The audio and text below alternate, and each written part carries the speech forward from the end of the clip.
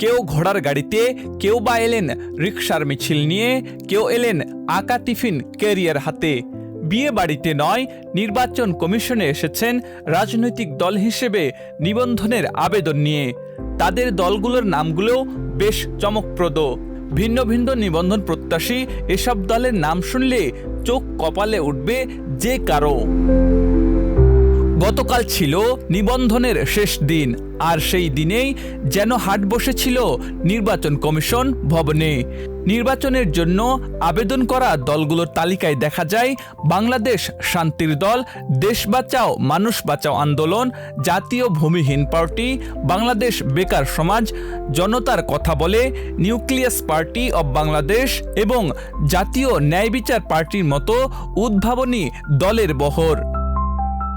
সবচেয়ে বেশি নজর কেড়েছে বাংলাদেশ মুক্তি ঐক্য দলের কেন্দ্রীয় সভাপতি মোহাম্মদ নূর ইসলাম শিকদারের বক্তব্যে।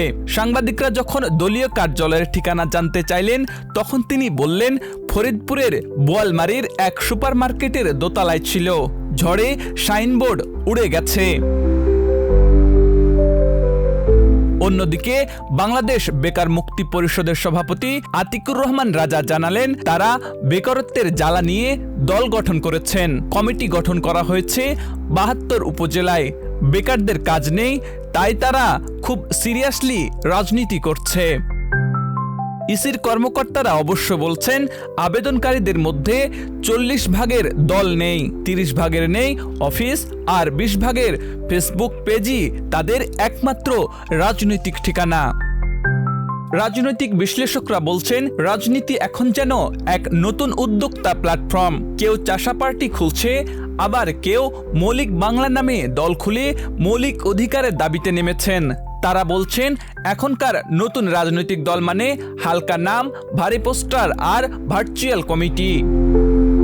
সত্যি নির্বাচনের আগে যেন এক কমেডি ক্লাব বসেছে নির্বাচন কমিশনে। এখন দেখার অপেক্ষা, কে পায় কি ধরনের প্রতীক, আর কে হয়ে ওঠে জনগণের নতুন প্রিয় রাজনৈতিক ব্যক্তিত্ব। আব্দুল হাকিম, প্রজন্ম ২৪।